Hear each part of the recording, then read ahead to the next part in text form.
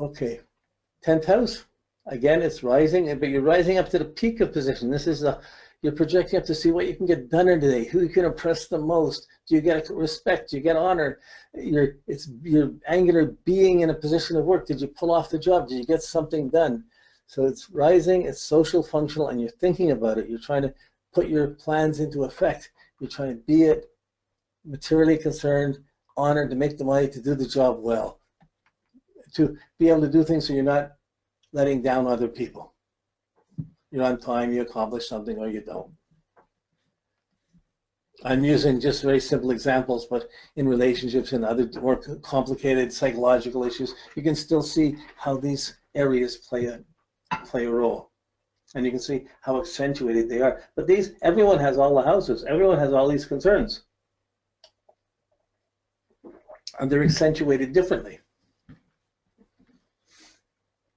With the signs in the houses, it's kind of like when I teach it, I'm going over this all the time, so it's reteaching me. So I'm always rebuilding my foundation, like scales in music. So every year or two, it's good to go back over the signs, or go back over the houses or the planets. And this level is probably the most important level, just be able to see that it's so. Just to be, once you know the process, you know how it works. It's easy to make the associations. It's probably a little boring to just sit and listen to me go step by step through each of them. But as you develop the muscles to be able to do this and you get past this, it's the key to understanding this information and beginning to be able to apply it to other people and making it useful to other people. And if you know this well, it'll be, you know the signs in the houses and the planets, and as you know them well, you're guiding and teaching everybody. Like, it really makes you the good astrologer. All the other levels of astrology, even transits, even progressions, are still using planets and signs and houses, but for only a couple hours or a couple of years or a certain period of time. These ones, we're looking at our natal chart, we're looking at factors that we have to deal with for our whole lifetime. So they're bigger issues, and it requires a little thinking to know how to shift gears and walk into each of these areas and have a meaningful relationship or a meaningful ability to communicate about each of these areas. So ninth house is principle. So if someone's, in the, well, you get, if you're in the church, you have church friends. How can you have friends that aren't in the church? How do you get someone that marries not the same religion? That would be one issue. Another, you're in a certain level, do you attract friends, you have friends, you have a position of honor, do you choose someone of your same status or not status? Who's right or wrong for you? Do you let someone come in who doesn't really fit into your world, or do you compromise your principles for relationships, or do you maintain your own morality and your ethics in the relationship? You're trying to understand how sharing comes in. Suppose someone comes in, you get along, you start the relationship, it's really nice, but you have totally different values or totally different understandings. Well, how long do you keep it together? Right? And that that morality can come from you're doing everything, and that person's not doing anything. That person's on their business path, I'm on a spiritual path, they're not on the spiritual path at all, we're not agreeing on anything. How can we even talk? So it's a big issue, but it's not one you can really control. It's one we think we understand, and we think other people should adjust to understanding. So it's a little bit, it's kind of where we're proud of, we want to be noble with our understanding, but it's often challenged. And that morality is how you respond to other people. If someone's working properly, if you have a boss that's not doing things well, there's a morality. Should they be there or shouldn't they be there? Do you say something or don't you? You know, like this, do you react, do you fix it, or do you help, or do you not help? These are all issues between honor and between that rising and the setting. By the 8th house, it's the middle of the afternoon, you're starting to, it's going to issues of trust. You're reacting, setting, in a functional situation, trying to be as sensitive as you can as others, and having to use the energies of togetherness that's there to get some rewards out of it. And is anyone trusting you? Can you make it work better? Can you prove it? Or like, how are you using other people's resources? This is the house of social conscience and other people's resources, including community resources. Loans, bills, all of these issues. So this is a very deep psychological, this water house here, it's a deep psychological house based on trust. Trusting, do you trust yourself? If someone's going to lend you money, you trust that you give it back? Or will you not take it? Or like, all of these issues of sharing and backing it up with what you've got. Wow, big issue for a lot of people. Same way with the results of sexuality, are both people being satisfied? If it's one-sided, not a good thing. Whew. Okay, then you get to the 7th house. So I'm just reviewing, it's not what we did, but it's just a little review to go over them and see them again in another way. But I really do see how the morality you have determines who will trust you and determines the type of partnerships that you have. You have a bad morality, how are you going to get good people? You have too good self-righteous morality, everyone's going to look bad. So this attitude, outlook, principles affect the type of trust you get and the type of person you would end up being with in sharing. And therefore, it will end up affecting your response to it. But this is reactive, functional, sensation. And in a partnership, you just have to be, this happened, that happened, tell me the good, tell me the bad. Okay, don't take it personally, this is just what I'm navigating. I had a problem day. Don't blame me for it. I solved it. Okay, but I'm just talking about it. You're sharing that information. As soon as you did what? How could you do that? How could you waste that money? How do you spend it? It becomes personal, and your subjective feeling comes in and spoils the outer functional thing. Or if it's positive, it reinforces it. Oh, okay, that's good. I know what I got to do now. And you get positive feedback.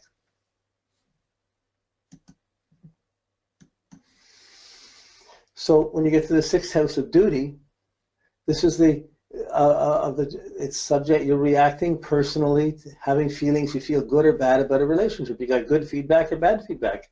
If it's good, how do you make it better? If it's bad, how do you make it better? How do you improve your performance to get better reactions from other people?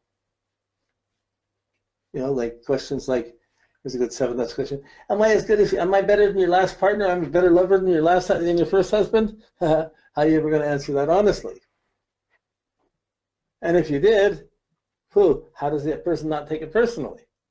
And what can they do about it? I'll try harder, honest. So you can sort of see it that way.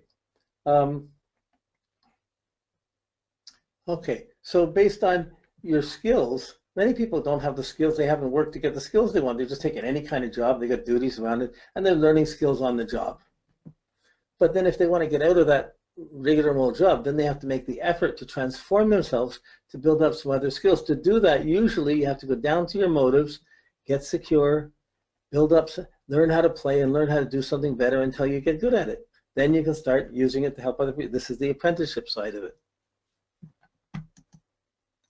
The performance side, which a lot of art, it's kids and play, but a lot of artists would have this. So they want to show, they want to play, they want to perform. Why do they want to perform? They don't want to just perform in front of a mirror. They do that enough. But they want to perform to get applause, to get feedback from other people. No, they were really good. Wow, everybody loved me. Okay, or nobody loved me. They threw tomatoes. Oh God, you know, like so. This performance, how we perform, it's like, hey mom, look at me. You're performing to get attention from other people. Hey honey, wasn't that good for you? So our play as a kid becomes our romance and our performance. We project our playfulness and we accept the playfulness. I was good or bad, it was good or not. And being able to be happy and playful, that's a nice thing. When our performance is challenged, oh boy, we've got to go down into, we take in the reaction, we go into our subjective being, it's going to affect our motivation. So each of these, like each of the houses, like the 6th house, 5th house, 4th house, whenever they go negative, they have to back up to the personal motivation and then build up the security, the performance, and the duty again. So there's a continual, in the same way with the 3rd, 2nd, 1st, if you have a crisis of expression or values or identity, if there's a crisis, they have to go back to your motivation. So you're motivated, you fix your motivation and you improve it a bit, it will improve your expressions, which will improve your values, which will improve your identity. In fact, it could be argued everything hinges on that personal sense of security. But outwardly, it's your job. You're projecting out, you're going towards it, you're moving towards it. If you're not performing well, you have to adjust it. If you have friends around and people like you, you have a good attitude that works well, you get better position. You get more honor. If you're but if anything, if you lose the job or you lose the friends, you still have to, it all goes back to I still have to find another position. I need a friend to find a position. And nobody loves me when I'm down and out. You know, like you're trying to figure out how to function more and get respect based on that position. If you have a relationship that's breaking, a partnership that's breaking, or the money's falling apart, someone's ripped it off, or something wrong is going on in the relationship, it's going to affect your social integrity too. So this is the line of power, right? The MC, the 10th, 11th, and 12th house houses are tied up to the MC, and the 9th, 8th, and 7th are tied up to the MC. They're functional. How you your integrity and your status and your honor will be based on that. On the IC, it's your personal expression, values, and identity that's hinged on your personal motivation and your duty, performance, and security, but all based on where you're coming from. So either you're going, if your world collapses, either you're going to pull into yourself or you're going to go out of yourself to rebuild. Okay, so then the last one is the 4th house of my home, my security, my night's sleep. Do I feel secure to sleep? Am I safe? Can I let go? And how do I integrate myself? How do I take all the impressions of the day and live with myself? It depends on how you make the adjustment. You get home from work, you do something, fix something, you perform a little bit, you play a little bit, they feel secure, go to sleep. So this is a simple run through the houses. If we wanted to, yeah, so here it's just got the trigrams with the light and the dark increasing going around, and it has the houses going around with the yin and yang, where the light is increasing and the darkness is increasing. So it's a kind of yin yang drawing of the houses. We'll come back to this at a later date. But that's okay. That's pretty much it. I'm going to try something for questions. I'm going to put each of your voices. I'm going to put your mics on so you can speak and hear me, so we can talk back and forth. And if you have anything to say, we can say. So Marika, I just put you on. Gino, you're on. And Brigitte, I just put you on. So we're going to get background noise or whatever, but I think we can all talk now. Marika, you there? Yeah, I'm here. Can you hear me? Okay, I can hear you. Gino? Gino? Are you there? Okay, I can't hear Gino. And then what about Brigitte, are you there? Okay, so I can't hear you. It's all broken up. This is what I was worried about. Everybody's got different means that are coming in. It doesn't hear that well. But if you have any questions, and you can, I'm just about done, so we can talk about anything. Anyone got a question or comment?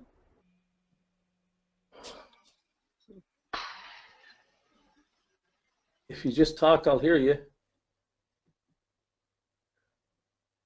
Am I the only one that can be heard? I didn't hear anybody else. Well, it might be.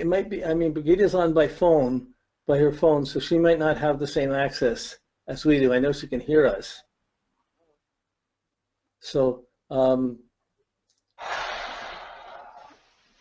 and we try to come on. Yeah. So that's someone with a lot of we're getting the background noise. We're not getting words. So, okay, Gino, you're trying to talk. Can you hear me? Now I can hear you, yes. You can hear me now? Yeah, perfect. Okay. Okay, hi. Anything to say? How are you doing?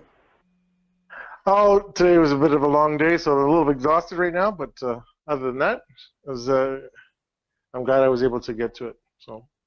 Yeah, they're very structured. Like, in doing it, I could open up any one of these sections. We could talk about any one thing, but there's so much to cover. It's easier to just keep going through like I am right now. Yeah, I agree. I think we got 2 more classes on the planets, 2 classes on aspects, and on the last day we're going to go on an overview of how to put it together, and then we hopefully get some more talking and things going back and forth then. So it's still worth keeping notes of questions so we can build up and spend time on that in the last day. Okay, no, that's great. Okay, Marika, you okay? Yeah, I'm good.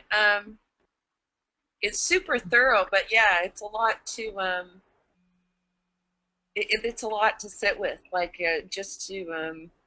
Yeah, you can't absorb it all right away. We're just going over it, recognizing the things it's going over it. But once you get comfortable with that and you're used to that, you can go back into any one of these things anytime you need it when you go into transits or progressions.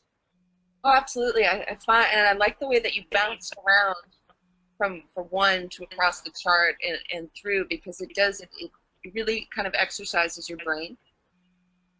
Yeah, because at first you just have the words, you don't have the graphic image to go with it. Mm-hmm. Yeah. Okay. Well. Okay. We're a little bit early, but I think I'm going to end it here. Yeah. So we'll pick it up next week, and we're starting with the planets next week. Okay. Look forward to it. Thank you. Thanks, Gina. Thanks, Marika. Thanks, Brigida. Okay. Okay. Bye-bye. Bye. Bye.